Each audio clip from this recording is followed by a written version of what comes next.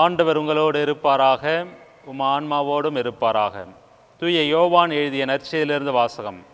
அக்காலத்தில் தம் சீடர்களுடன் பந்தி அமர்ந்த இயேசு உள்ளம் கலங்கியவராய், உங்களுள் ஒருவன் என்னை காட்டிக் கொடுப்பான் என உறுதியாக உங்களுக்கு சொல்கிறேன் என்று திட்டவட்டமாக கூறினார்.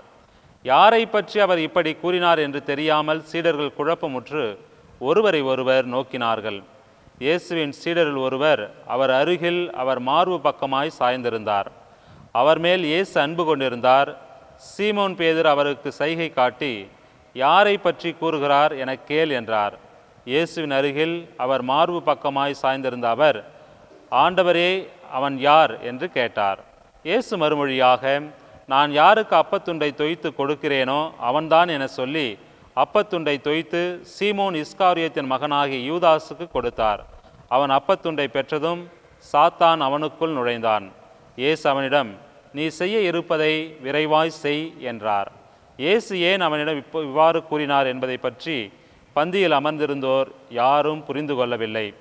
பணப்பை யூதாசிடம் இருந்ததால் திருவிழாவுக்கு தேவையானதை வாங்கவோ ஏழைகளுக்கு ஏதாவது கொடுக்கவோ இயேசு அவனிடம் கூறியிருக்கலாம் என்று சிலர் நினைத்து கொண்டனர். யூதாஸ் அப்பத்துண்டை பெற்று கொண்டவுடன் வெளியே போனான். அது இரவு நேரம். அவன் வெளியே போன பின் இயேசு, இப்பொழுது மானிட மகன் மாட்சி பெற்றுள்ளார், அவர் வழியாக கடவுளும் மாட்சி பெற்றுள்ளார்.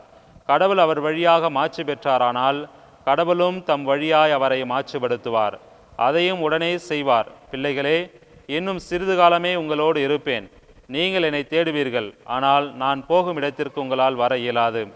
இதையே யூதர்களுக்கு சொன்னேன், இப்பொழுது உங்களுக்கும் சொல்கிறேன் என்றார். சீமோன் பேதுரு இயேசுவிடம், ஆண்டவரே, நீர் எங்கே போகிறீர் என்று கேட்டார். இயேசு மறுமொழியாக, நான் போகும் இடத்திற்கு என்னை பின்தொடர்ந்து வர இப்பொழுது உங்களால் இயலாது, பின்னரே என்னை பின்தொடர்வாய் என்றார். பேதுரு அவரிடம், ஆண்டவரே, ஏன் இப்பொழுது நான் உம்மை பின்தொடர இயலாது? உமக்காக என் உயிரையும் கொடுப்பேன் என்றார். இயேசு அவரை பார்த்து, எனக்காக உயிரையும் கொடுப்பாயோ? நீ மும்முறை என்னை மறுதலிக்கும் முன் சேவல் கூவாது என உறுதியாக உனக்கு சொல்கிறேன் என்றார். இது ஆண்டவரின் அருள்வாக்கு. இறைவா, உமக்கு நன்றி.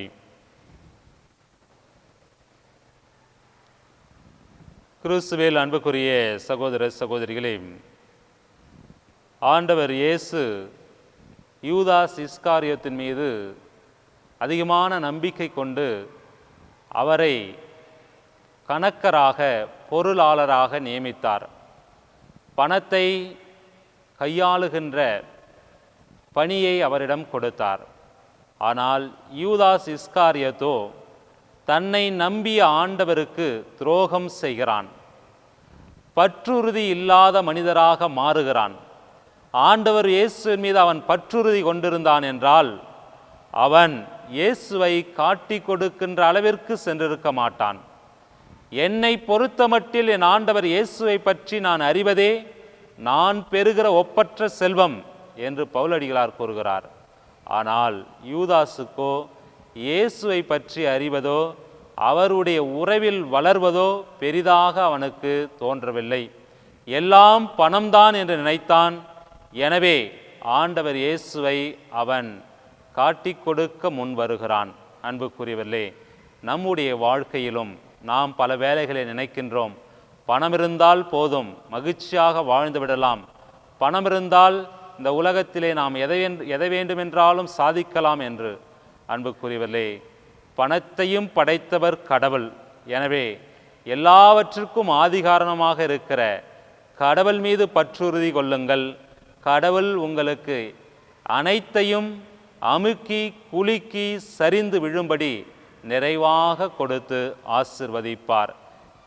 கண்களை மூடி ஒரு நிமிடம் செபிப்போமா?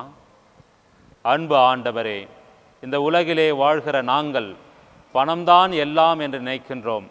ஆனால் பணத்திற்கு மேலான அழியாத செல்வமாக ஆண்டவர் இயேசு இருக்கிறார். எனவே அந்த அழியாத செல்வத்தை நாங்கள் பற்றி கொள்கிற பொழுது அந்த ஆண்டவர் இயேசு எங்களுக்கு எல்லா செல்வங்களையும் நிறைவாக கொடுத்து வழிநடத்துவார் என்று நம்புகிறோம். எங்களுடைய ஜெபங்களை கேளும் ஆண்டவரே. ஆமேன்.